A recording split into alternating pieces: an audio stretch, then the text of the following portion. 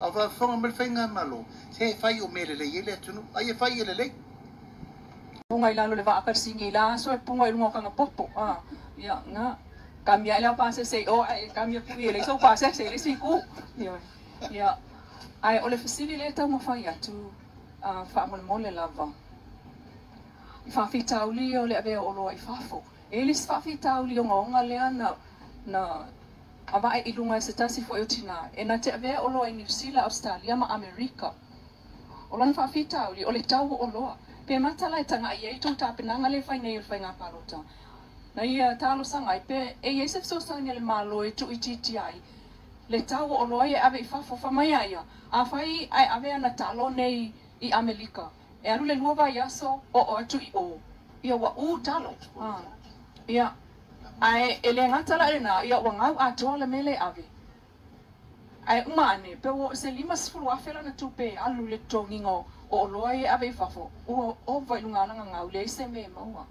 ai o te fia fasilia tula po tu ia ile tula na pe ato tula I mai e yesef so sani ave ile tawe ave ai o loi fafo Of time of city. Ole export of art. Ole na lo na ba tawe na fola le tulu. It's in there. Ya na batawa le malamatanga. Ole afa tu se la ole export authority. Te usa no to. Ole tato mesa fai I nei pasu te usa tato export. Ole tato mesa.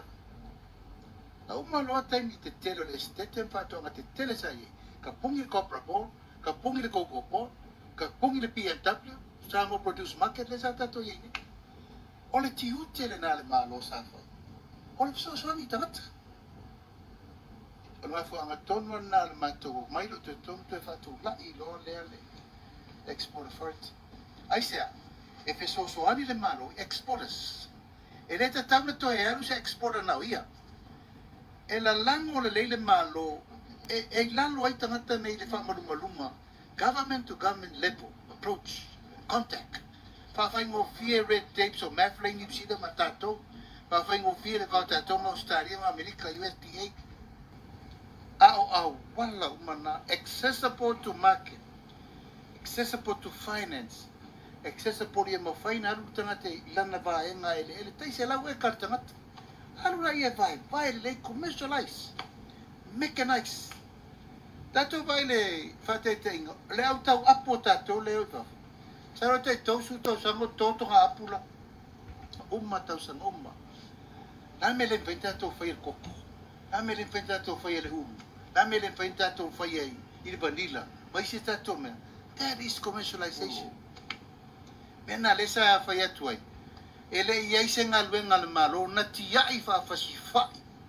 le mtanga luenga fa to angole bitu le na le tulu an me sai tat ana wa sa no e tasi le toilet de mautu ol vala papa nei tatu mai mai lapa a o lalo o le anga e tumu tanga popo tate sa fa I dungo anga o va e mele au su mal pasi mai fare la tai e mangu popo ma ka me kia o nga wa foi mai male marka nga popo fa ko avela e o mai matanga toto mango ma me uma sa fo mai falo lo e veni ma me uma sa ia uma I tonu I tu malo taitas le fa ta waina le na tia I el malo ale sa no le ota sa si le piriona tato import dal tato export le tau feu la to ne te ne ai o le vitu o le tunu ran mesa ai ta si le sene o le ato leo lua sene o le akol koko lima sene o le ato fala se fulu sene o le talo lima su sene o le fa o to vai ma fau fango tato matua na iai Samoa is an agriculture development nation le tato mine lale le tato me umo tato o le ati nae o le ele a le tato wo e la tato tong pai nei o le ufi talo me uma nei ba ya fiti se tu tul malo fiti tu ona vai fato tato kia I mama o matua le popolea pa wal mele fai ia ma o sapelua ma oso ma wil paelo o sole ia la ka fai ko me le ka ki ko la langa le mena ma foi na ma ulta ma ai ngole tu ai per tu langa na o le malo o te tatalo atu lau whenga te whono le Export Authority ma le committee o watu te whawaiwai a whai ua mumusu le malo e langolango le mele a ngai nuu mai tu malo la te tele la tu ele e whai engi lisi e toi whatu lai me ia ana le ma whaina la tu lore te le vai temine nei fitu se fulu container moa i le masina e tātou te tau mamawhai alan me len tau nai e tu nei whanga moa al tangata ia whanga popi al tangata ia whanga pua ato tō mea ano o nalo lea sa noanga le leota prioritize momua ia lava le tamau ainga food security aua nei tātou wō ma tātou paulia i le leio se ne tau mawhai tu ya le tau mawhai tu nei ai talo sia wal tasina me lela i lalo le na vatau ul vang fau fai tu e ta pena tātou valele o lava le mafau fau ngau lewa tu ma i lalo ai tā lafo le wari ia mawhai tilo lola i e lesi manu lauti wa tam ta pena tātou valele tali e lal mele tsau no mai ang tātou valele a vei o lo sa o i fafo ale ia si ta mari na sawa ma tau mawhaia la ia tātou e freight lairu temine New Zealand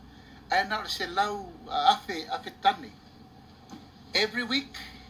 lai mwhaina abi awa foi esel tau nu o le talo fe lesi e na le fai tu la a fai nei na le lua aso a fai au e lungo fata ya ma le tolu vai aso le lua to le va freezing taimi ko e fai le math e o mane ua u ma le anga talo ala Export Authority na e ta oto ai nale tari ato an tau Ele tu fa wai there na we live in a committee on the manifest my approach here Elena olfatoanga e wai dati na no ainga a te no fanau a te o onga tulanga pena ina ia soifua ai wala me le o tupu nei fast food sanga le malus food sanga all of us are in with a loi no we go se atina se tu it takes time nanga e ufa tasi mal soifua mo ta tangata a di sila le tapenanga ma tu te le o meru tapuni ende la o tato tau no mele talu tapuni yo ya aveli me mo to fa tu le tu la oma avelin tapena o le tu lango fatu anga le sa tu foi ni ta tu ri usapi university ile tu lango fatu anga o le to ye se fida college foi le so ta ye le level le la le o le level le lunga ile university ile tu to fatu anga le si de vaenga sa ta pena to ama ta to matu ita ina swinga ya ko si vaenga ti lo si le man fa no la tina le ngatel te mai ya a te lile va no e to ya te ta to wa onga me se voi le mona ona ele ngata ile I fatoanga a o isi foi o loa o la tasina mtafa yo lo tau vai ia tato le manufacturing o le mele o lo ngos tau fam fai fa marusia a tato tiro to tiro atuanga il se laus fulono miliona le export lo no vinga la e fo I fuava la o mai mtato o loia o mai ton o la titi tele o tato pusa o loia fa tau fa la me fai ya le o fatura export afart le sia no fo fai ona tam fai ai na ia tilo ngai o nisi o isi tato primary products ia il fatonga li fa li liu ana inisi o loa e mafai ai fo ona telele le me fa le ta o le value added e fa popo ia ai tau ile tapena o le anavan tau le tato baenga fa fai e tau ona telele la ngol malo ina ia mafai ai ona sosani tape o le melena sa no mai ai I se tasio exporta vale le teleo lan tupe e alua o le me town fai no uma to tele no le la langi la te a misa ila to la e tama ai o la to ngal ngale fai o le subsidize so santi anga I fai fa to ang sfata te ngal New Zealand ta tele la o subsidy la ave New Zealand ai el malo I to tonu o le fainga fa to anga New Zealand ina ia mafai ai o le taugofia le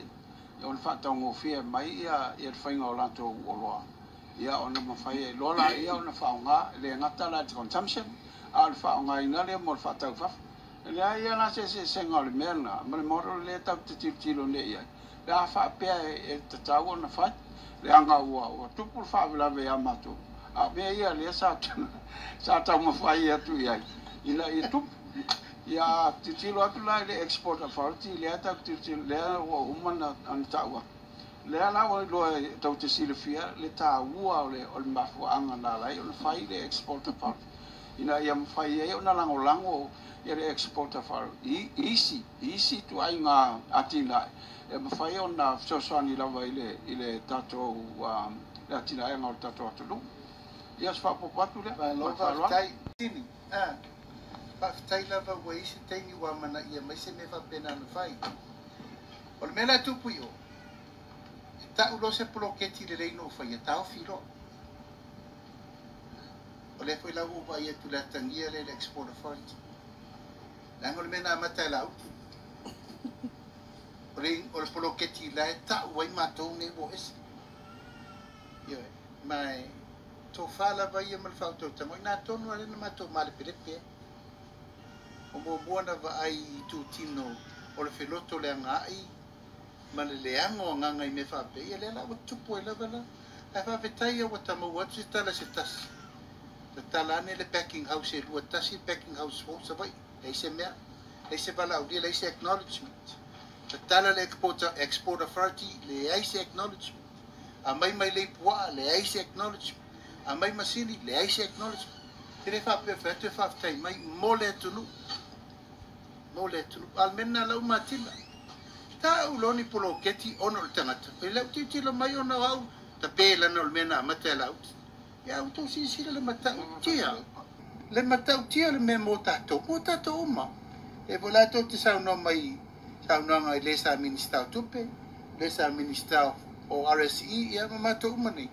e fa pena se la ngone va tu sa poponga ava fonga me fainga malo se fai o mele le yele tunu ai fai ele le